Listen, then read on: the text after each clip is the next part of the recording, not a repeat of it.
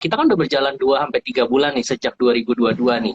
Nah, yang gue penasaran, gue kepo nih ya. Sebenarnya portofolio kalian nih, kalau misalnya 2022 ini, itu berbeda nggak sih dengan 2021 gitu? Maksudnya kayak, oke, secara garis besar tuh bedanya seperti apa gitu? Kalau gua di tahun 2021 kemarin mungkin cenderung pindah-pindah ya kalau gua ya. Di tahun 2022 ini malah cenderung banyak ke komoditas. Kemarin kan komoditas kita boom ya. Nah, kebetulan gua saham-sahamnya banyak di komoditas juga dan memang kan sempat naik tinggi tuh. Kita kan profit taking ya pas di atas. Terus kita juga ambil lagi pas di bawah. Nah, kita ambil lagi di bawah, ambil pada weakness gitu ya, tergantung dari emitennya gitu sih. Oh, oke. Seingat gue gini-gini, kalau misalnya 2020, 2021 gitu ya, kan gue ingat 2021, 2020 akhir waktu pandemi mulai bagus kan berarti big cap tuh naik tuh, termasuk kayak Betul, banking gitulah ya, pada naik. Terus akhirnya 2021 awal teknologi naik di awal kuartal 1, terus turun lagi di kuartal 3, terus digantikan komoditas gitu kan. Komoditas ya. sempat naik, sempat agak slow down, tapi 2021 awal nanti kayak ada banking yang mulai ngegas lagi setelah masuk komoditi. Nah, berarti lu mengikuti alur siklus rotasi sektor itu berarti? Betul, betul. Jadi selalu adaptasi gitu ya. Kalau misalnya lagi ngomong soal bank digital, right issue, ya pasti kita akan lari ke sana. Nanti pasti akan terjadi rotasi lagi kan, seiring dengan berjalannya waktu. Nah, tergantung dari, kita kan bisa ngeplot ya, resist, support, resist gitu ya, dan flow-nya lagi kemana. Nah, kalau kita lihat flow-nya lagi ke Bank Digi, ya tentu kita ke Bank Digi. Kita lepas dulu Komonya. Nanti flow-nya lagi ke Komo, Komo pun kan ada banyak ya, ada nikel, ada oil, ada coal. Nah, kita lihat yang mana yang lagi cukup banyak flow masuknya. Nah, di situ kita mungkin fokusnya di sana. Jadi sebenarnya pilihannya itu cukup banyak, cuma kita tinggal milih aja kira-kira yang mana yang masuk ke portfolio kita dan cocok dengan risk kita gitu. Kurang lebih seperti itu sih kalau kalau gua ya. Oke, kalau misalnya berkaca dari yang misalnya komoditi itu ya, bro ya, komoditi ini lu kayak misalnya oke, rotas lagi main nih sektor komoditinya, lu main beberapa saham misalnya, oh nikel lu mainin juga Inco, let's say, terus tapi batu bara juga gue mainin Adaro, jadi di porto lu beberapa saham tuh semua komoditi, berarti lu all in di situ atau di satu stok aja gitu? Oke, tentu aja beda-beda ya bro ya. Jadi misalnya komoditi nih, kan kalau kita bicara soal komoditi kan banyak ya. Nah mungkin kalau misalnya batu bara, gue akan pilih satu. Nikel, gue akan pilih satu. Nah tapi tergantung ya. Kalau misalnya arahnya larinya ke minyak, flow-nya ya sudah, gue akan ke minyak dulu. Nanti batu bara sama nikel kalau memang nggak ada apa-apa ya ntar dulu gitu. Nah nanti ya tentu nggak semua porto masuk ke sana ya. Tentu aja ada yang misalnya contoh kita fokusnya di sana, beratnya di sana. Nah, yang kecil-kecil ini gue juga ada porsi yang cukup kecil lah ya, cukup kecil Hmm. untuk nadain dulu. Misalnya kayak contohnya teknologi waktu itu belum jalan gitu, gue udah akumulasi MTech gitu. Cuma ya kecil porsinya dibandingkan dengan yang gede-gede ini. Setidaknya gue tahu, oh ini gue punya barang nih di MTech misalnya. Nah, itu gue cuma punya porsi yang kecil. Tujuannya ya supaya gue inget aja, oh gue punya MTech. Nanti ketika flow-nya di sini sudah habis, gue baru pindahin lagi. Kalau misalnya si MTech ini masih ada flow-nya, gitu sih. Oke, berarti prepare dulu ya. Oke. Kalau untung stok gimana? Untung stok nih, Bentar. 2022 nih. Gue pengen nanya ke si Arvin dulu nih. Oh, Vin, oke. lu lebih sering pindah-pindah tahun ini atau tahun kemarin sih? Lebih sering pindah tahun ini kayaknya dibandingkan tahun kemarin ya. Kayaknya lebih Tahun sering ini ya. switching gitu. Ya, Oh gitu. Berarti time frame Oke, lebih oke. pendek-pendek gitu maksudnya ya. Lo cepet betul, take betul, profit gitu. betul, betul. Tapi kalau nyambung gitu Oke. berarti sekalian tuh nih pertanyaan gua, lu tahu dari mana? Apa? Maksudnya ini sudah late cycle-nya dan lu harus ganti mungkin ke sektor lain. Apa tadi dengan oh mungkin lu udah titip sendal terus mulai gerak gitu atau gimana gitu lu menandakan suatu tren udah berakhir gitu. Oke, pastinya kalau gua pribadi by technical ya, otomatis kalau kita lihat udah dekat resist, ya udah kita lepas dulu. Nanti kita lihat lagi kan. Nanti kalaupun kena resist terus kita take profit semua ternyata masih kejar, masih lari gitu ya. Ya kita kejar Hmm. lagi, tapi ya dengan profil resiko yang risk management dan trading plan yang sudah berbeda lagi, tidak sesuai dengan awal. Nah, selain itu juga kalau kita bilang yang misalnya contoh udah gerak nih, oke, udah kena resist. Nanti kita lihat lagi apakah ini sudah the late cycle atau enggak. Kalau sudah kena resist atau enggak ya kita pindah lagi nanti ke tempat lain kayak gitu. Itu sih kurang lebihnya. By technical sih, Oke. basically. Teknikalnya itu ya. Gimana tuh? Lu mau Oke. komen apa lagi tuh? IMJS lu mau bahas. Actually kalau dari portofolio gue sih tahun kemarin sama tahun sekarang ya, sebenarnya gini, secara cycle-nya sendiri sebenarnya tiap tahun itu sama aja sih gitu kan, sama aja sebenarnya. Cuma bedanya sendiri kita yang manage-nya itu salah langkah atau emang udah tepat gitu kan, benar nggak? Nah, kebenaran kalau ini seingat gue Januari sampai ke Februari untuk tahun lalu pun sama, gue nggak outperform ya, tapi di bulan Maret sampai ke akhir tahun itu baru portofolio itu outperform ya. Nah, untuk tahun ini sendiri kita Januari Februari sama juga gitu kan, overall itu boncos gitu kan. Maret ini membaik tapi tidak sebagus tahun kemarin gitu ya. Kebenaran aja kalau kayak tipe gue sendiri, gue kan bagi dua nih, gue sebut sendiri di portofolio gue tuh saham utama ya. Jadi saham utama yang jelas gue akan memperhatikan dari sisi fundamentalnya, terus porsinya pun gede ya, I think around 80% dari total porto gitu. Nah, baru yang sisa 20% itu gue main ke trading. Perbedaan strateginya ada nggak sih gitu? Kalau sektor sih gue pikir hampir mirip-mirip lah ya, kita cycle aja gitu kan. Strateginya kalau untuk yang saham utama gue itu nggak ada beda ya, kita tetap mainnya nge-swing lama. Maybe yang fast tradingnya ini ya, yang fast tradingnya jujur aja kalau gue sendiri hampir tiap hari bisa ganti gitu, hampir tiap hari ganti sampai jadi keblinger sendiri kali ya. Kita udah lihat-lihat saham A, B, C nih, malam-malam filter gitu kan, terus kita masukin ke Excel, kita broadcast ke Telegram group gitu kan, enggak, taunya besoknya itu yang main tuh beda lagi. Nggak tahu nih, Arvin ngerasain nggak, Fir? Benar. Ngerasain juga ya? Benar. Ngikut yang gerak aja berarti, yang ada flow gitu ya. Iya, benar gitu. Jadi hampir kalau kayak kita ngelihat sendiri agak-agak nggak normal ya. Mungkin market kayak sekarang itu nggak around one month ini gitu kan. Biasanya kalau kayak yang lagi ada flow gitu kan bisa bertahan 2 sampai 3 hari lah. Gitu. Tapi kalau kayak sekarang ini waduh gitu kan. Satu hari gerak nih, shoot. Gitu.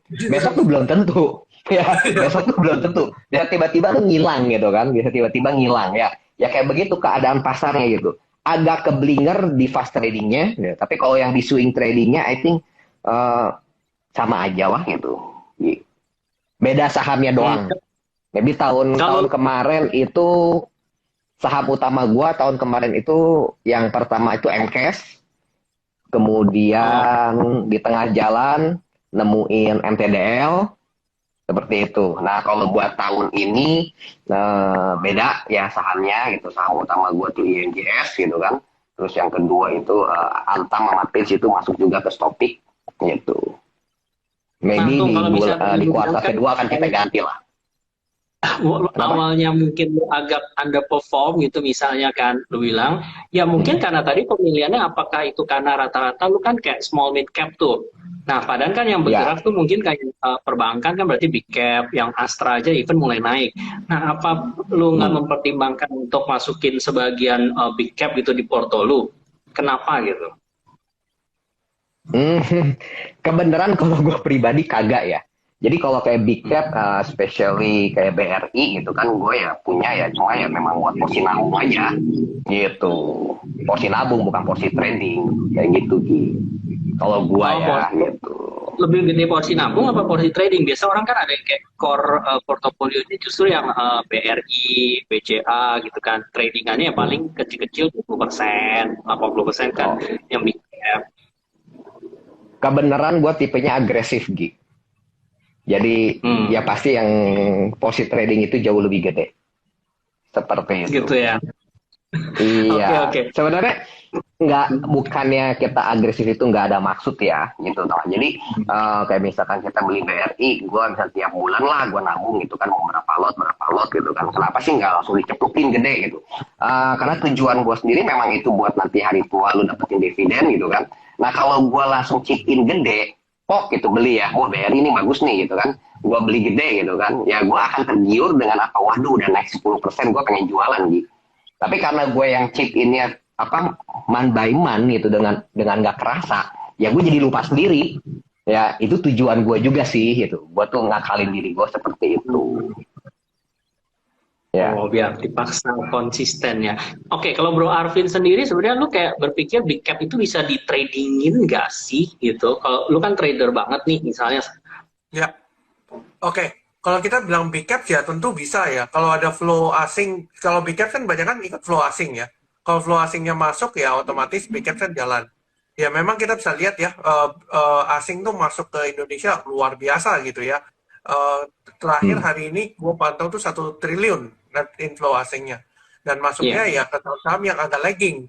Yang Astra itu kan agak lagging ya dibandingkan kayak perbankan kan, perbankan duluan jalan. Tapi Astra, Telkom mungkin Astra itu mungkin agak sedikit terlambat. Nah, mungkin Astra ini ngejar. Nah, sebenarnya apakah bisa dibuat untuk swing atau itu tentu bisa ya. Kalau kita bilang soal swing itu pasti bisa. Nah, semua saham pun bisa. Cuma masalahnya kan mungkin tidak semua orang cocok dengan big caps mungkin ya. Karena profit resiko tadi. Mungkin ada yang ngejar return-nya besar, kayak contohnya beruntung ngejar return besar, ya otomatis mainnya di second liner gitu kan. Sama kayak gue juga mainnya di second liner. Otomatis biasanya yang terjadi adalah ketika blue chipnya jalan, second linernya malah anyep biasanya. Nah, itu yang sering Ya. Hmm, kejadian gitu loh. Makanya mungkin kenapa ya wajar sekali kalau misalnya portfolio kita mungkin stay atau jalan di tempat atau cenderung terkikis, ya wajar karena ya memang mainnya kita kan di high beta ya, bukan yang betanya sangat close dengan IHSG, itu sangat beda banget gitu. Otomatis sangat wajar. Nah, oke. Jangan, Kalau tadi lu Vin. bilang kan betanya berarti kan beda ya. Maksudnya karena small mid cap ini kan nggak related to IHSG. Lu sering terintimidasi nggak misalnya kayak sekarang ini IHSG misalnya lagi tembus all time high 7.000, tapi misalnya porto lu belum perform nih. Terus wah gimana porto lu nggak jalan padahal indeks sudah all time high. Lu sering ini nggak makanya terintimidasi hal-hal seperti itu nggak? Jadi pengen ini ya, tergoda ya. Hah? Tergoda, Iyalah, jadi pengen ganti-ganti pas lu gitu. switching orang take profit gitu dan lu malah lu misalnya ya ini kan Ya, kebanyakan gue kenal lah teman-teman dengar beberapa begitu gitu kayak gara-gara diledekin terus gitu porto lu mandek-mandek gitu kan pernah nggak tuh kejadian kayak gitu. oke. Kalau gue pribadi pasti pernah ya, sebagai manusia kita pasti pernah melihat, oh saham ini naik gitu kan, kayak Astra Hmm. naik berapa persen, pastilah. Pasti ada satu sisi, kok gue nggak punya gitu kan, orang lain punya. Contohnya even kayak beberapa saham yang, maksudnya gue kasih tahu teman gue misalnya, naiknya signifikan belasan persen, tapi gue nggak punya. Ya udah mau gimana kan gitu. Kan kita nggak mungkin kejar juga sebenarnya, karena basically ya kita kan nggak mungkin masuk ke semua saham gitu kan, nggak mungkin. Tapi kita tahu, oh ini saham ini punya potensi, saham ini punya potensi, dan pada akhirnya kita harus milih kan. Pada akhirnya kita harus milih. Hmm. Nah ya sudah, kalau misalnya pilihan itu memang nggak jalan, ya nanti kita akan pertimbangkan lagi. Tapi apakah gua akan ngejar saham yang naik? Kalau gua sih enggak. Kalau gua sih enggak, ya udah biarin aja. Gitu. Wah, ini Alvin muda-muda itu tapi udah matang ya Gi ya. Iya udah punya Ter- plan ya trading plan gitu. iya, terintimidasi Nggak ada fokus. gitu kan. Tergoda ada, tapi ya tidak jadi apa ya, masih tetap bisa jalan lurus lah, nggak langsung belok gitu ya. Nggak dengar orang Hebat, bisikan-bisikan hebat. apa langsung ajar kanan gitu kan. Iya, iya. Tapi I think gue juga agree lah dengan tadi ya yang Arvin sampaikan. Tentunya kan gini, pada saat kita masuk ke pasar saham nih gitu kan, ya akun kita gitu kan, akun kita tuh kan ya sebenarnya company kita gitu kan. Nah kalau kita punya company gitu kan, dari awal tuh kan udah pasti kita tuh setting bener kan. Oh, gue mau diriin satu company gitu kan, terus gue mau gerak di bidang sektor otomotif gitu. Maybe ya ada bulan-bulan tertentu yang sektor otomotif itu lesu gitu kan. Tapi pada saat di situ kan bukan berarti gue tiba-tiba, waduh gue ngeliat Arvin dagangnya tuh dagang food and beverage gitu kan. Oh dia lagi rame, dia lagi banyak duit nih, lagi tocuan gitu kan. Tiba-tiba gue beralih jadi food and beverage kan nggak mungkin, bener nggak Gi? Ya, kalau di sektor real aja, lu harus punya apa? Lu harus butuh apa ya? Lu butuh proses gitu, bener kan? Ada bulan rame, ada bulan sepi gitu kan? Ya, itu kalau kayak di saham juga, lu emang ini company lu gitu, account lu ya, lu juga harus punya itu gitu, guideline-nya. Gitu, jangan tergoda sama yang apa yang lain gitu. Terkecuali bukan tergoda ya, kecuali memang kita udah salah pilih ya. Kalau salah pilih ya harus di restructure, bener nggak? Ya, tapi kalau kayak masih on the track gitu, cuma belum waktunya aja ya udah, ya buat apa gitu? Apa ngapain lu harus pindah-pindah sektor bisnis, bener nggak? Ya. Nah kebenaran, mungkin gua maafin sama sebenarnya. Ada jatahnya buat yang fast trading, bener nggak, Vin? Ya, betul. Ya, nah jadi kegatelannya itu ya udah dilampiaskan dengan fast trading. Itu kalau gua kan budget 20% lah buat fast trading itu kan. Ya udah di situ lu gatel-gatelnya deh gitu. Ya. Mau hari ini main ayam kayak besok mau main bebek kayak gitu kan. Mau apa kayak gitu ya udah 20% di situ loncat-loncat. Mau PI rasionya ternyata setelah beli gitu kan, baru biasanya kita kalau fast trading itu kan setelah beli baru kita ngecek tuh. Wadah buset gitu kan. Ternyata PI rasionya minus gitu, Gi. Tapi ya namanya fast trading ya udahlah bodo amat gitu kan, bener nggak? Ya, ya seperti itulah gitu. Ini yang gue penasaran tuh sama Bro Alvin. Kayak misalnya kan kalian berarti kan karena mau fast trade itu biasa ranahnya lebih ke yang small cap lah ya. Jarang kan maksudnya lebih ke yang big cap. Nah, di yang small cap itu kalian tuh sebenarnya kayak mungkin gut-nya ya, maksudnya kayak intuisinya itu kalian sebenarnya kalau ngomongin tentang fundanya ya, maksudnya ini fundanya. Kalian tuh lebih prefer yang mungkin ini lebih ke value investing nih, dalam arti menurut kalian mungkin yang kalian pernah ingat, saham ini murah gitu secara valuasi. Mungkin tadi kayak PER atau PBV-nya mungkin murah, sehingga ketika dia gerakan kalian hajar. Atau misalnya lebih ke yang kayak teori GARP gitu loh, growth at reasonable price itu. Kayak misalnya menurut kalian tuh ini kayak growth stock gitu. Jadi kayak misalnya kalau gua bandingin price to earning ratio-nya dibagi dengan total earning growth-nya, misalnya, kayaknya masih murah nih, masih below 1 kan secara teori GARP itu kan dianggap murah gitu. Nah, kalian lebih ke yang mana nih yang penting? Seingat gue nih growth nih company-nya lagi expand, bagus, hajar. Atau lebih prefer yang tetap diskon punya valuation gitu. Yang membuat kalian yakin akhirnya lu masuk gitu di saham tersebut gitu. Gimana Bro Alvin gitu? Yang muda duluan lah. Iya dong. Oke. Ya. Kalau gue pribadi gue akan cari yang growth stocks ya. Jadi memang kita kan pasti ada namanya stock universe ya. Di mana kita udah ngelis nih. Stocks ini bagus, ini bagus, ini bagus. Nah, gue biasanya akan ngelihat dari growth stocks itu gue udah screening gitu ya. Mungkin udah gue screening, tapi saham ini belum gerak kemana-mana. Mungkin volumenya belum build up, belum ada apa-apa. Ya udah gue biarin stay aja.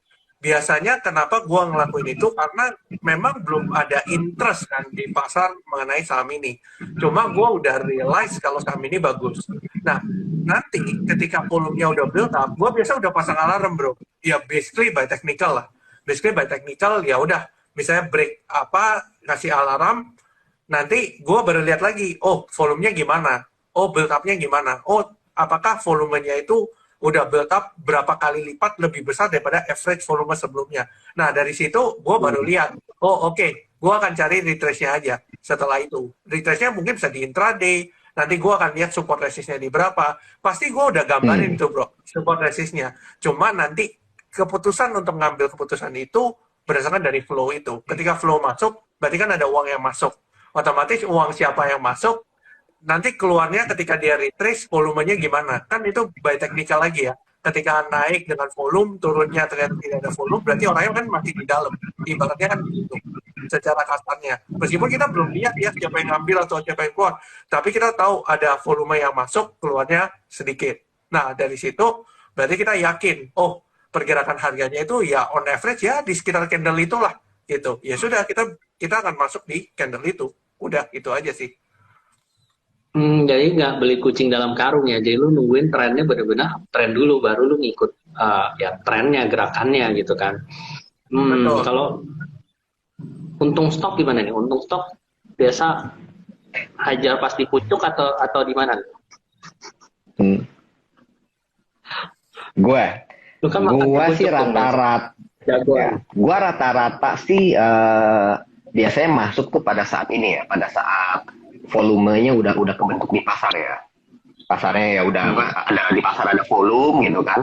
Ya, atau juga bisa juga kalau misalkan itu tidak terlalu besar size-nya di pasar gitu kan. Oh, kira-kira ini dekat support nih, ya udah kita yang nyiptain volume gitu, Gi. Antara dua Ya, lah gitu. wow, statement yang luar biasa. Lu yang menciptakan volume. Ini nanti kalau stok barangnya apa nih? Ada bandarnya dicewer lu nanti. Guyur nanti. Oh ya, kita tahu lah kan barang-barang yang emang notabene bagus, tapi kan apa, market cap-nya juga nggak terlalu gede gitu kan, terus likuiditas di pasar juga nggak terlalu berat, ya kan ada beberapa lah yang bisa seperti itu, bener kan? Walaupun ya kita harus screening gitu. Nah, anyway, kayak yang tadi lu bilang tuh, apa yang lu tanya tuh, yang apakah dari udah murah atau yang pilih yang growth gitu kan. Notabene sebenarnya gue don't care juga dengan kayak begituan gitu. Karena buat gue pribadi ya gini. Buat gue pribadi, satu company itu pasti ada story lah gitu kan. Lo ada story, bisa jadi maybe di satu company A itu misalkan PBV-nya ternyata murah gitu kan, PBV-nya murah tapi PE rasionya little bit ya agak tinggi gitu kan, atau di yang company B gitu kan, company B PBV-nya mahal tapi PE rasionya murah. Jadi buat gue pribadi adalah apa, yang terpenting itu story company-nya tuh ke depan bisnisnya gimana nih, ya. Terus flow-nya di pasar tuh udah mulai ada atau belum gitu kan, secara structure di pasar itu bagus nggak gitu kan, technical analisisnya gitu. Nah, nanti ya story-nya tuh apa, ya lu tinggal congot-congot aja gitu kan, ya pada saat oh yang ini PBV-nya murah, kita pakailah ini PBV-nya murah gitu kan, dibandingkan apa satu sektornya gitu kan. Kalau misalkan oh ternyata ininya di rasionya yang murah itu, ya lu tinggal congot-congot gitu. Kayak buat gue tuh fundamental is just a story ya, gimana gue aja gue mau pakai yang mana nih, gue congot-congotnya gitu.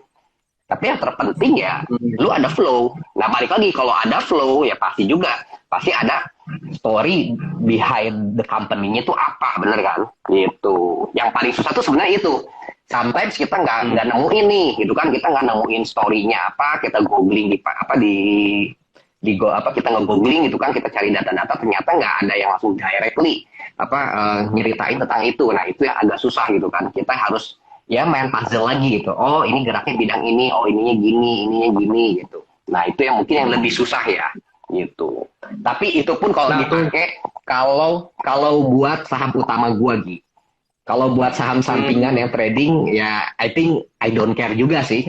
Yaitu dengan fundamental bodo amat gitu ya. Time consuming untuk research-nya, tapi kayak lu kan mungkin sejam 2 jam sehari gitu udah buang semua barangnya, udah beda lagi gitu ya. Benar. Udah masuknya cuma kebayang nggak 20% dari porto, maybe 20% pun dibagi lagi gitu kan. Jadi misalkan jadi 5 saham gitu kan. Udah 5 saham terus bisa paling maksimal 3 hari 5 hari gue cabut. Ya kalau hoki 1 hari juga cabut ya. Ya capek bener. Capek-capek gitu kan, baca tepek bengek gitu kan, ternyata ya cuma segitu doang gitu ya. Ya mendingan nggak usah gitu. Tadi Kayaknya gue ngomongin maafin tentang agak mirip deh. tentang flow itu ya, justru gue penasaran nih Bro Alvin sekarang melihat ada nggak nih saham tertentu atau sektor tertentu nih yang lu rasa kayak mulai ada flow gitu, volumenya kayaknya mencurigakan gitu, ada nggak nih bocoran nih buat teman-teman? Oke. Kalau yang sudah lebih banyak yang sudah ada flow-nya tapi belum keluar ya flow-nya. Kalau gue lihat sih di nikel-nikelan tuh belum keluar flow-nya ya. Dari kan sempat naik tuh. Kalau naik turun kan harusnya kan dia udah mulai buang barang. Tapi ini nggak buang barang sama sekali. Malah naik, malah lanjut lagi. Dia malah ngumpulin lagi. Jadi ya menurut gue sih pribadi nikel belum selesai ceritanya. Entah apa ya di depan nggak tahu. Cuma at least kita tahu kalau flow-nya belum selesai untuk nikel ya. Terus beberapa perusahaan ya ada beberapa yang agak kecil-kecil tuh menarik juga, kayak ada beberapa perusahaan yang agak kecil ya itu juga menarik dari segi flow. Cuma ya memang third liner, second liner sih. Tapi yang lain mungkin kalau kita bicara soal tech yang flow-nya menarik tuh sebenarnya MTech sebenarnya. Cuma ya MTech tuh masih nggak kemana-mana sebenarnya. Cuma ya apakah itu kesempatan atau malah itu ternyata bukanlah sebuah kesempatan atau malah jebakan ya kita nggak tahu. Tapi at least kita tahu ya ada flow yang masuk di sana. Itu aja sih. MTech asingnya tiap hari net buy lo tuh bro, puluhan Iya, M. betul. Betul. Makanya menarik banget sebenarnya MTech. Apa Nah, mungkin dia mau gua masuk tuh yang MSCI ya? gua tuh itu Gi Mungkin. sering nge-WA dia gitu. Gua nanya flow, gua kan males tuh ngeliat yang begituan gitu kan. Nah, tinggal nanya ke si Arvin gitu. Vin, yang mana nih lu yang net buy asing gitu. Ini salah satu sumber gua juga gitu. Oh, yang ini bro, oke. Oh, Nah, ini itu yang pelajaran senangnya. pintar lo ya, hitungannya lo ya. Itu yang senangnya. Kalau yang sedihnya kalau kita ngomongin BBKP ya, Vin ya. Oh, kenapa tuh? Ah, BBKP tuh selalu discuss gitu kan, discuss sama dia gitu. Vin, Vin, kayaknya udah lumayan nih ya. Oh iya iya iya gitu kan. Nah, habis kayak begitu, naik sehari ceprot gitu, turun lagi. Itu berkali-kali ya, Vin ya. Sampai males juga nyentuh, bener nggak? Ini, waduh, ini bener-bener kayak drama Korea di Netflix beneran ya. Banyak goal-geolnya ini. Oh, ini ada yang komen, Arvin pendekar garis, maksudnya apa tuh? Pendekar garis. Mungkin sering garis di chart mungkin. Jadi katanya mendekat Oh, garis. garis-garis support resist gitu ya. Ya. Ngomong-ngomong pakai Oke, apa aja sih, oke. Vin? Pada saat lu analisa teknikal analisis, Vin? Kalau lu disebut pendekar garis nih, nah pada saat lu menganalisa teknikal analisis, lu pakai apa aja sih? Sederhana sih, basically support resistance, ya Fibonacci, ya kan, moving average, ya biasa aja sih, MACD, ya cuma itu aja. Cuma ya memang indikator-indikator itu kan disesuaikan sama kita pribadi ya. Indikator segitu banyak kan nggak mungkin semuanya match sama kita punya profile kan. Kalau gue biasanya ya Ya. sederhana ya, mungkin support resistance, horizontal, trend line, sederhana aja sih. Kadang juga pakai multi time frame kan. Kalau misalnya lihat daily, entry point-nya pakai 1 hour, atau kalau kita pakai weekly mungkin going for smaller time frame di daily, mungkin seperti itu sih. Cuma itu aja sih, pakai itu aja sebenarnya. Oke. Oke, Nah, ini gue bisa study case ngitungnya. Maksudnya kayak banyak yang titik pertanyaan. BP itu naik, and then sekarang sempat turun hijau lagi. Harus ngapain? Jual dulu kah? Atau ini mau bablas naik? Gimana tuh kalau menurut analisa unggulan, teknik unggulan lu?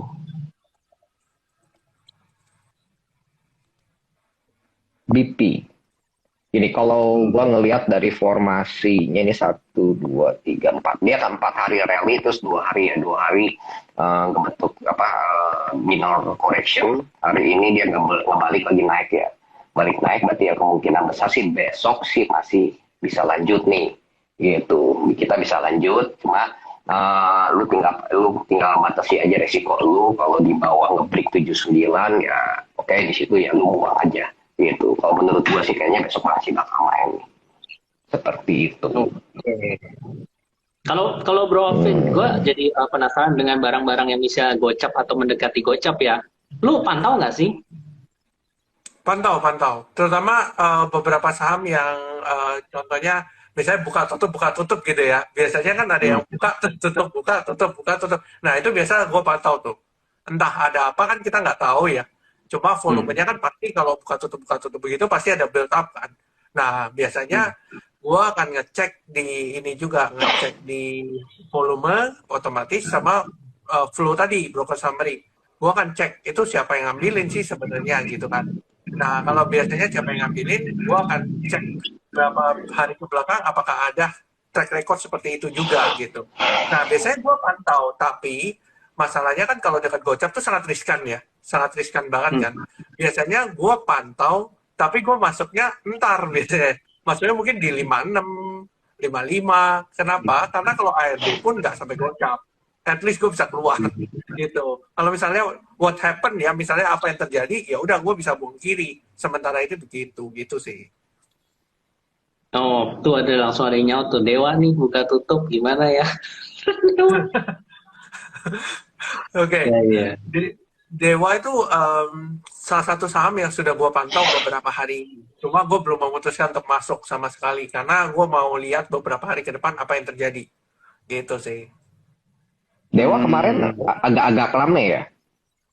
Iya, ya, rame kok. Berapa hari ini kayaknya. Bentar. Em, buka Jadi tutup terus teman-teman itu. yang mau tanya Hmm. boleh ya langsung di kolom Ada ada chatnya. cerita menarik sih Gi, ini Gi. Soal BP ya. Hmm. Gini, tapi bukan Nah, soal company-nya ya. Bukan soal company-nya gini. Gua sama klien gua ada satu juga punya nih, itu kan kita udah punya, itu kan BP itu di modal I think around 5 4-an lah. Dan kita udah dikandangin itu udah kayaknya dari bulan akhir September kali ya. Akhir September gitu oh, kan, kita udah dikandangin cukup lama itu. Kita udah cukup lama lah itu ya. Nah, terus seiring bergeraknya waktu gitu kan, kita pegang friend juga sama gitu kan, kita jadi tekanan jual di pasar. Terus kita pegang IMJS juga masih so-so doang gitu kan. Nah, akhirnya apa, pada saat BP itu kemarin main gitu kan, kita mulai bergerak gitu kan, kita ambil take action ya, kita uang tuh di 57 58 gitu kan. Nah itu, nah terus orang hmm. banyak nanya kenapa gitu, why gitu kan, bener nggak itu why gitu. Nah, pertama yang gua pertimbangkan adalah gini, keadaan account itu kita account kita itu not doing well gitu kan, kita bukan lagi outperform enak enak banget gitu kan. Sedangkan jumlah uang di BP juga agak lumayan ya, yang harusnya kita icip-icip itu cuma 20%, ternyata udah over budget gitu kan.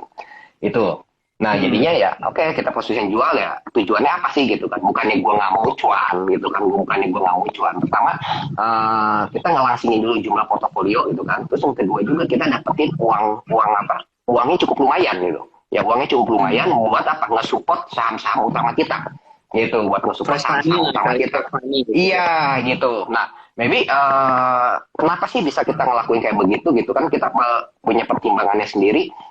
Ya, uang yang gede itu bukan di situ gitu. Ya, kita harus apa? Hmm. Kita harus support dulu yang ini babak utamanya gitu kan. Nah, jadi seperti itu gitu kan. Ya kalau misalkan ngomongin nyesel nggak? Nah, mungkin kalau tadi lu tanya ke si Arvin nih, Vin, lu suka keintimidasi nggak sih gitu kan gitu. Nah, mungkin kalau gua Ya. sendiri gini, gua nggak pernah keintimidasi dengan apa? Dengan call-callan orang lain gitu kan. Ya, oh yang ini cuan, ini cuan, ini cuan, ini gua enggak gitu kan. Nah, sampai keintimidasi gitu kalau kayak udah gini, aduh kelihatan waktu itu tuh emang mau naik gitu kan, mau naik. Terus akhirnya gue putusin ya udah gue jual aja yang tadi gue jelasin gitu kan. Ya sampai begitu malamnya gitu arah gitu kan, gitu arah ya malamnya agar garuk kepala gitu gitu ya. Kayak waduh Langsung gitu. tidur dong Tapi ya malamnya langsung. besok paginya ya sebenarnya udah enggak juga. Kenapa? Karena kan kita gue mutusin sesuatu juga, kita harus melihat dari helikopter view ya secara keseluruhan gitu kan. Benar nggak? Ya itu kayak apa ya? Kayak dari awal pun kita emang udah salah juga gitu, ngambil terlalu gede gitu kan dari porsinya. Ya dari awal udah salah. Jadi ya udah ngebiasain lagi ya. Ya udah kita take gitu kan ya supaya nanti bener lagi gitu. Jangan terlalu belok gitu. Ngomong nyesal ada nggak? Ya sedikit lah. Pagi hari ini 90 bro, habis 100% kan?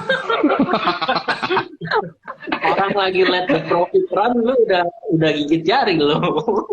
Ya, Iya, iya, iya. ya agak berat, cuma ya gimana ya, ya kita harus bisa apa ya, kita harus ngebiasain diri kita. Buat gue sendiri ya, kita make money itu bukan cuma sekali pukul make money, sekali pukul make money gitu kan.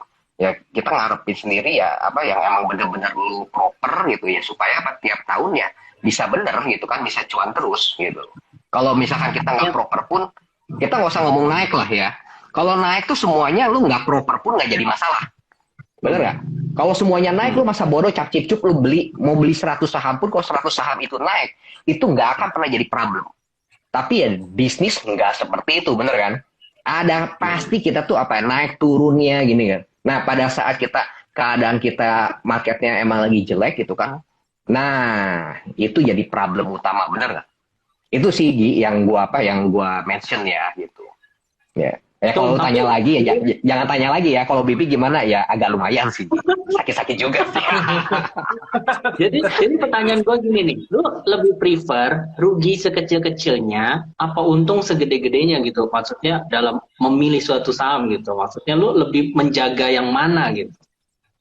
Untung segede-gedenya Hmm. Untung. gitu. Gue lebih memilih ya. Gue akan lebih memilih Tapi mungkin upside-nya. ada faktor risk berarti yang gede gitu di belakang itu. Gimana gimana? Berarti kalau ya maksudnya lu ngejar return setinggi-tingginya berarti kan ada faktor risk yang gede juga berarti di belakang itu mungkin. Biasanya kan gitu kan. Kita faktorisnya kita sebut apa sih gitu. Kalau kita ngomong misalkan based on dari percentage cut loss gitu kan. Misalkan dari percentage cut loss gitu. Anyway, mau small cap, mid cap gitu kan atau mau big cap gitu. Rata-rata sendiri ya kalau kalau gue perhatiin rata-rata mereka itu bisa tren itu berubah gitu kan. Anggaplah tren babak pertama tren berubah dari transisi dari bull to bear gitu kan. Itu rata-rata lu mau big cap tuh around 30% lah. Lu baru berubah. Ya. Nah, jadi mid cap sama small cap pun I think around there juga gitu. Sebenarnya dari persentasenya itu nggak terlalu beda. Maybe bedanya adalah kecepatannya itu gitu. Buat mengubah buat pasar itu transisi dari bull to bear ya mid cap dengan small cap jauh lebih cepat gitu kan. Ya itu bedanya itu aja sih, kecepatannya aja. Seperti itu. Speednya ya. Oke, tadi ada yang chat BJBR nih, Bro Arvin. Gue jadi penasaran. Lu kalau misalnya kayak di Sams, ini kan udah mau RPS lah ya, laporan keuangan udah mulai keluar. Biasa kan bulan April tuh starting orang mulai bagi dividen, Mei gitu lebih banyak kan. Lu sering nggak sih maksud trading dengan memanfaatkan sentimen-sentimen dividen gitu? Oke. Tentu aja ya bro ya. Gua sebenarnya masuk ke BJBR tuh di level 1370 sampai 1400, kurang lebih di area itu ya, around that area. Kenapa ya? Memang memanfaatkan dividen itu memang sebenarnya memanfaatkan momentum dan memang flow memang ada masuk ke sana ya sudah gua memutuskan untuk ya udah masuklah gitu, masuk aja karena risk juga sudah terbatas ya sudahlah masuk aja. Dan memang kan baru beberapa hari ini kan cukup lari ya, cukup kenceng gitu. Jadi ya sudah, gue cuma ya udah kalau ada resist ya udah gue buang dulu separuh, nanti sisain separuhnya jalan gitu aja sih. Jadi pasti ada pertimbangan untuk memanfaatkan momentum dividen, memanfaatkan laporan keuangan gitu ya. Biasanya kan laporan keuangan kan juga masuk tuh, laporan keuangan keluar. Mau keluar nih, kita udah tahu, oh ini perusahaan-perusahaan ini biasanya akan cuan nih, berdasarkan mungkin dari acuan batubara atau acuan komoditas, itu kan pasti ada pertimbangan-pertimbangan itu. Nah, itu kita bisa manfaatkan momentum itu. Asal ya entry point-nya bisa pas gitu ya, ketika masuk risk-nya cukup terbatas, ya sudah, kita bisa masuk gitu.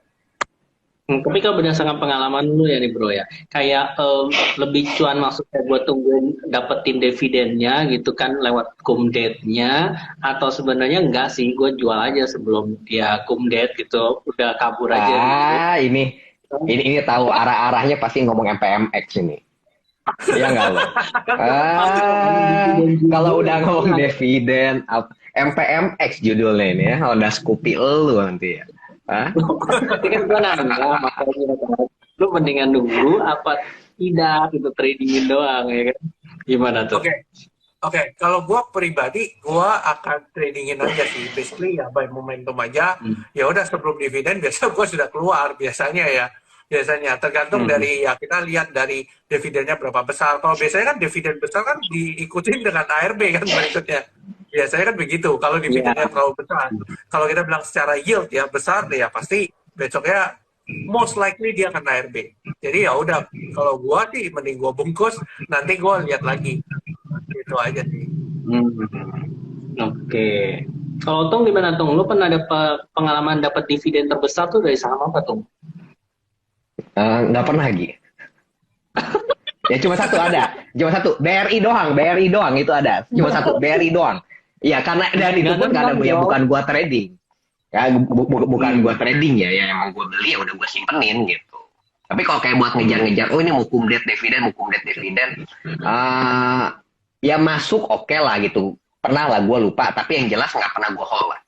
Gitu, gue nggak pernah hold. Cuma ya yang terakhir ada buat klien gitu kan, dia punya BRI, terus ya pada saat itu juga, penting ya nanya nih gitu kan, mau dijual dulu gitu kan sebelum cum date gitu kan, apa mau diambil gitu, atau mau di hold gitu kan, mau ambil dividen gitu. Cuman ya waktu itu gue ngomong buat BRI ya udahlah, gue ngomongnya tuh lu hold aja gitu kan. Kenapa? Karena pada saat itu tuh lu baru baru dia naik tuh dari level support gitu loh. Jadi bukan lagi rally gede-gedean.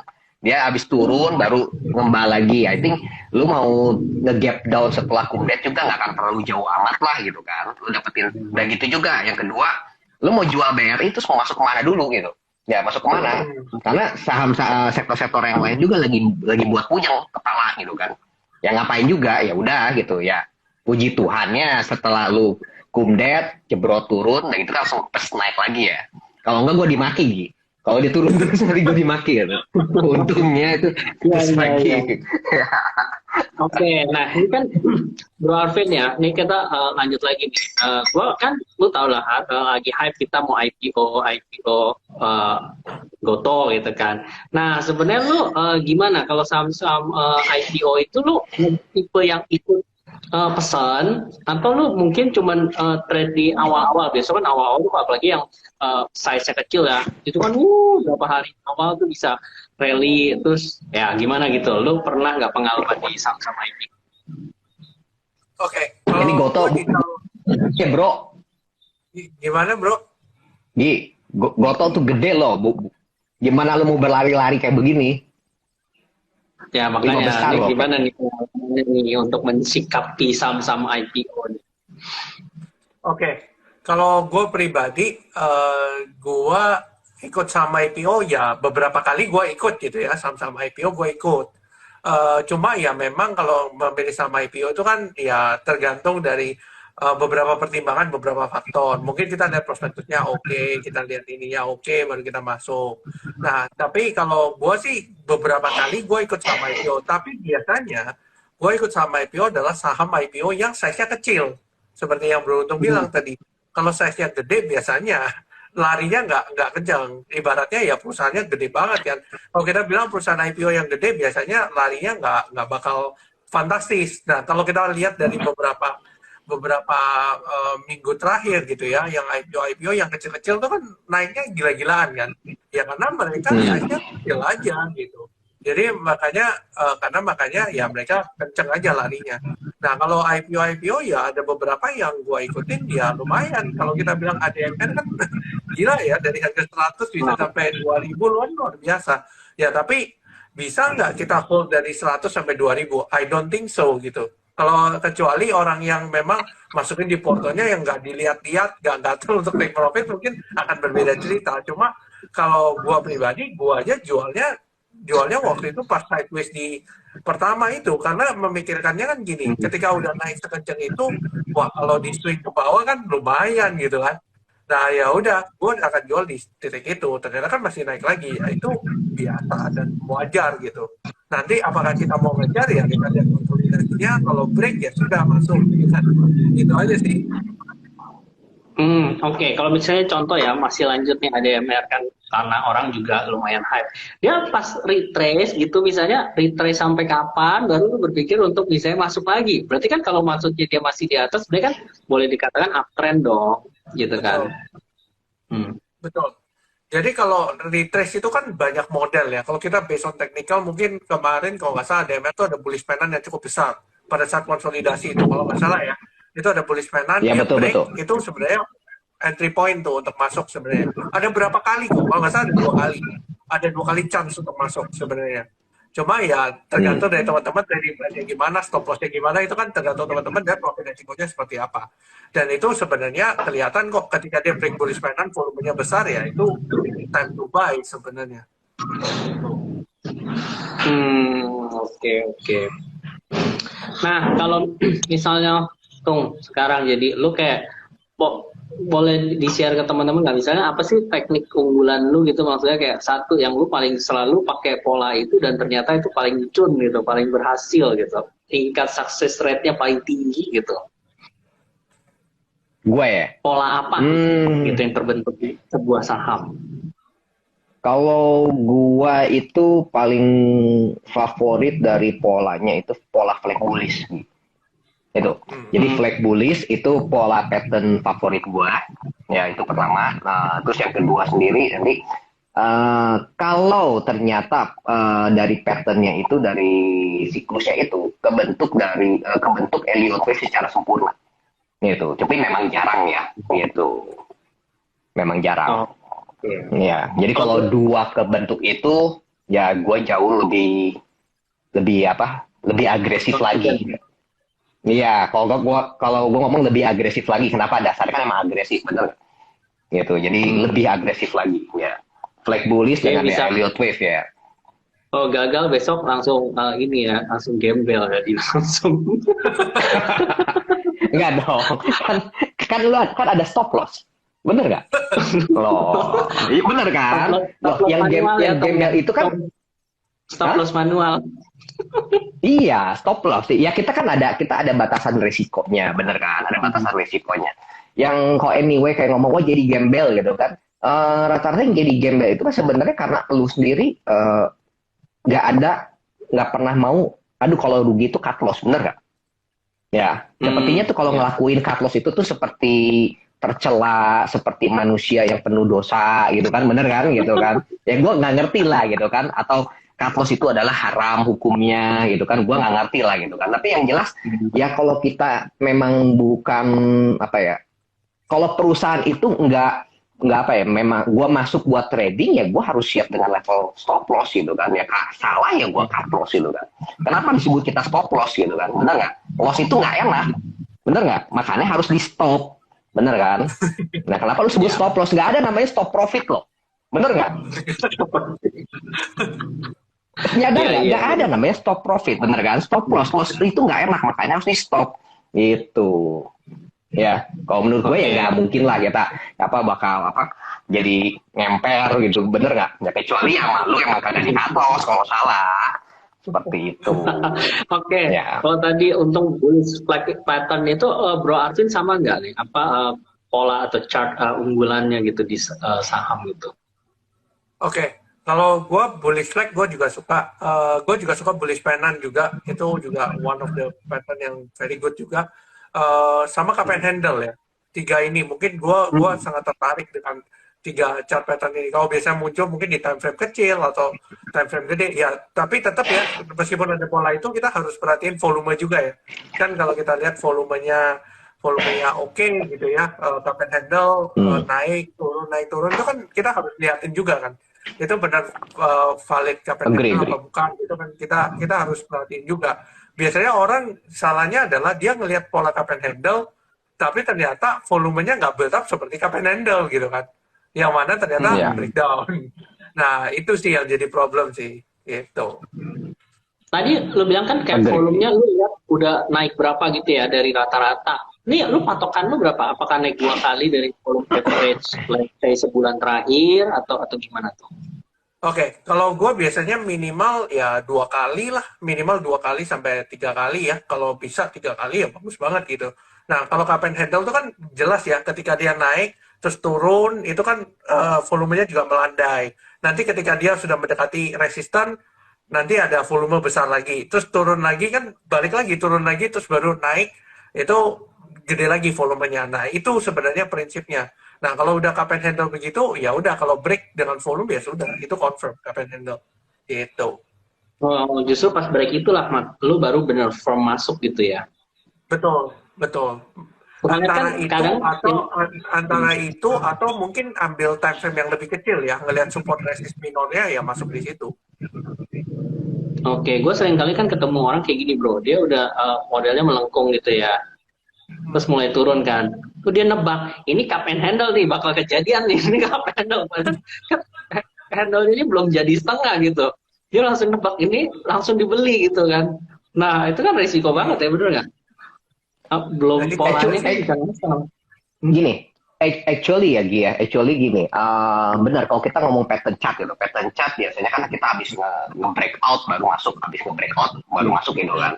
Jadi jangan salah, kenapa gitu kan, kenapa dari teori technical analysis terutama yang technical pattern chart gitu kan, buat nge-break, kita mbak itu harus nge-breakout. Karena ingat, technical analysis yang memang benar-benar konsepnya, konsep pure murninya adalah lu nggak melihat faktor apapun termasuk fundamental, bener nggak?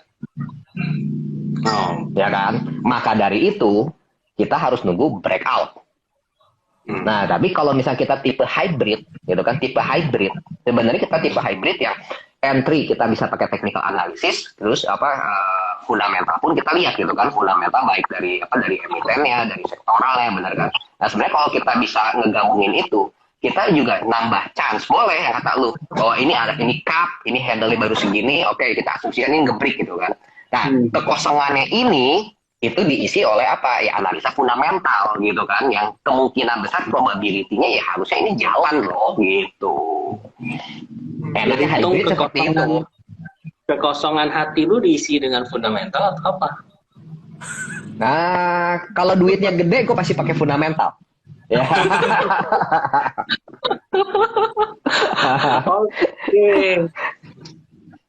Oke. Nah, mungkin nih kalau teman-teman ada yang mau tanya boleh nih, ada beberapa pertanyaan lagi sebelum kita sudah hampir 1 jam gitu kan, mungkin ada nggak? Atau mungkin ada satu stock pick yang mau di-share gitu, Bro Arvin, ke teman-teman? Oke.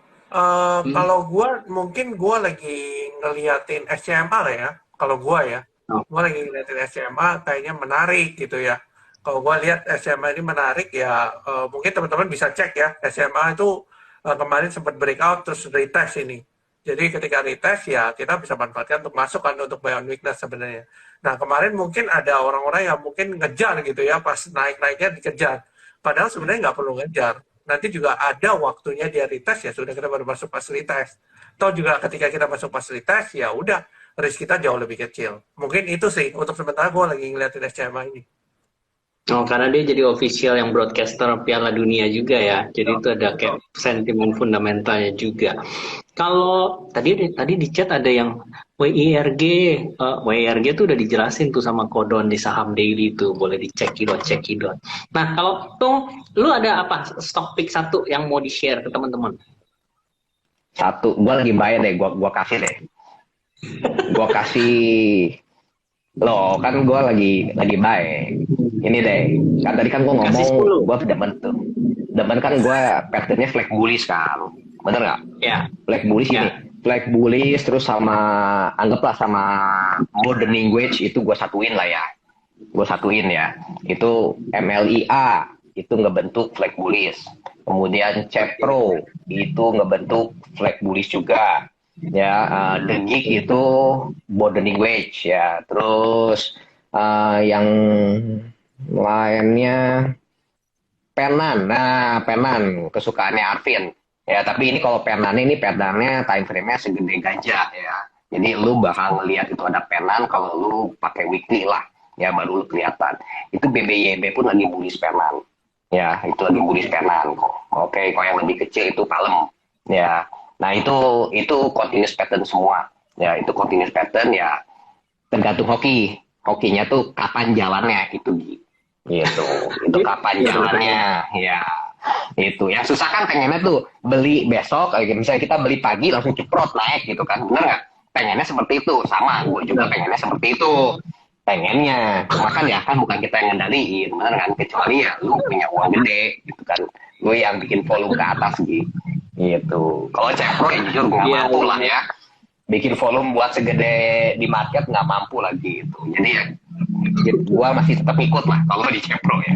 Gitu. Kalau kekuatan retail bersatu bisa aja, benar nggak? Oh, makanya nih, Tung, Bro Arvin, kalau misalnya teman-teman nih semua yang belum punya account saham, mumpung nih kalau buka di Trimega, saat ini kan ada promo dapat cashback 100.000 dengan pilihan Bank RDR-nya Bank BRI. Jadi nanti kalian juga bisa join tuh ke misalnya ke Untung Stock atau mungkin nanti ada yang mau follow Bro Arvin juga.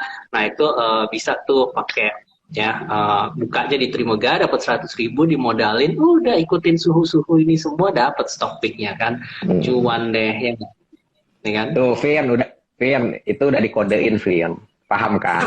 Lu jangan kelamaan, lu kelamaan kayak mikirin negara aja loh. Follow dulu di Instagramnya Bro Arvin ya, Arvin Hanami, terus Untung Stock, yang belum follow ayo di follow ya kan.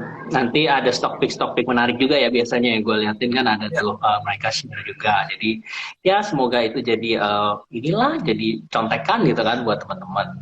Oke, sebelum kita closing ini closing statementnya ada nggak yang mau disampaikan Bro Arvin? Mungkin kita mulai dulu untuk teman-teman Oke, buat teman-teman yang baru mulai trading atau apa, tetap terus belajar ya. Karena gua sendiri pun juga nggak berhenti belajar dari Bro Untung, Bro Jogi juga, belajar dari siapapun ya. Teman-teman juga harus belajar terus gitu. Karena ilmu itu nggak akan cepat, nggak akan habis gitu ya. Nanti kita belajar ini, nanti ada lagi yang lain. Nanti ada lagi belajar fundamental. Nah, jadi teman-teman ya terus belajar aja dan istilahnya harus berani stop loss ya. Tadi dikasih tahu sama beruntung. Itu penting banget sih. Karena banyak banget orang-orang yang mungkin DP gua nyangkut gitu ya. Nyangkutnya juga luar biasa gitu. Makanya itulah pentingnya dari stop loss itu sendiri sih. Jadi teman-teman harus punya stop loss, belajar terus dan punya trading plan ya. Jangan asal masuk terus bingung nanti keluarnya gimana. Nah, susah gua jawabnya gitu. Mungkin itu aja sih, Bro. Oke, iya benar. Kalau apa stop loss tadi, jadi gue pengen nyinggung Hans nih, Bukalapaknya loss udah floating loss berapa puluh persen nih. Eh, tahu nih. Oke, untung naik ya. Naik gua nggak berasa juga sih. Oke, Dong, lu ada closing statement nggak nih buat teman-teman nih? Kalau closing statement dari gua kayak gini, lu masuk, teman-teman masuk ke saham gitu kan, masuk ke saham, lu tentuin dulu ya, tadi sekali lagi gua ngomong bahwa oke, lu perlakukan ini sebagai the real business ya. Nah tentunya kalau lu udah masukin ini sebagai the real business, lu pasti punya bisnis model buat bisnis lu, bener nggak? Ya, nah kebanyakan orang, why lu belajar fundamental, belajar technical, oke? Apakah itu cukup? Ya, itu cukup kalau lu belajar fundamental, belajar technical, kalau lu mau menjadi pengajar, bener? Tapi kalau lu mau menjadi pebisnis, artinya lu mau cari uang, gitu kan? Fundamental dengan technical itu nggak cukup. Ya itu lu wajib, tapi itu nggak cukup gitu kan. Ya jadi lu tentuin dulu bisnis model lu. Kalau lu misalnya bingung dengan bisnis model, lu tentuin dulu deh, lu mau masuk ke pertandingan apa. Gini, lu mau sebagai investor atau lu mau sebagai trader gitu ya. Nah tentunya itu akan beda. Seperti lu masuk ke lomba lari, lu mau ikut maraton atau mau lari sprint, bener nggak? Itu yang aturan mainnya berbeda, tentunya strateginya pun berbeda, bener kan? Ya, nah biasanya orang itu gagal kena capek-capek lu belajar fundamental gitu kan, dengerin Ko Jogi di CH gitu kan ngomongnya, wah udah pakai tingkat internasional, bener kan? Ya, terus technical analisis juga belajar, bener kan? Taunya tetap 1 tahun ya bleh lagi gitu kan, tiap tahun diakumulasi bleh lagi, kenapa gitu kan? Ya balik lagi sebenarnya rata-rata karena mereka itu memang nggak tahu jati diri gitu. Mereka belum menentukan di awalnya. Ya, itu aja kalau dari gue. Oke? Tentukan jati diri dulu deh. Ya. Jati diri maksudnya pria atau wanita gitu ya, jati dirinya belum jelas. Yes, benar. Lu mau jadi investor atau jadi trader ya lu pilih aja mau pria atau wanita, bener kan? Gitu. Karena itu tekniknya berbeda gitu kan. Tentunya kalau lu mau jadi investor, contohnya nih ya, gue beli saham A, udah jelas PE rasionya pun minus gitu kan. Memang itu yang masuknya kita ke yang ya ajeb-ajeb gitu kan, bener nggak? Terus gagal, ya turun, nggak di cut loss. Terus lu ngomong, nggak apa-apa, saham itu kan invest. Ya pale lu peang, bener kan? Kalau namanya lu invest, ya syarat utamanya aja udah lu langgar, bener kan? Syarat utamanya lu mau invest, dividen dong. Dividen apa enggak, bener nggak? Nah biasanya, ya kenapa nggak bisa, kenapa selalu gagal ya karena itu. Bener lagi? Ya, tentuin jati diri lu deh, gitu. Kalau menurut gua ya, gitu. Yo, udah malam loh. Wah, seru banget ya. Seru banget nih today. Thank you waktunya Bro Arvin. Thank you juga waktunya Bro Untung Stock ya. Thank you juga teman-teman yang sudah hadir. Semoga ini mencerahkan. Nanti besok juga kita ada live ya dengan rekan saya yang lainnya. Oke? Bye-bye.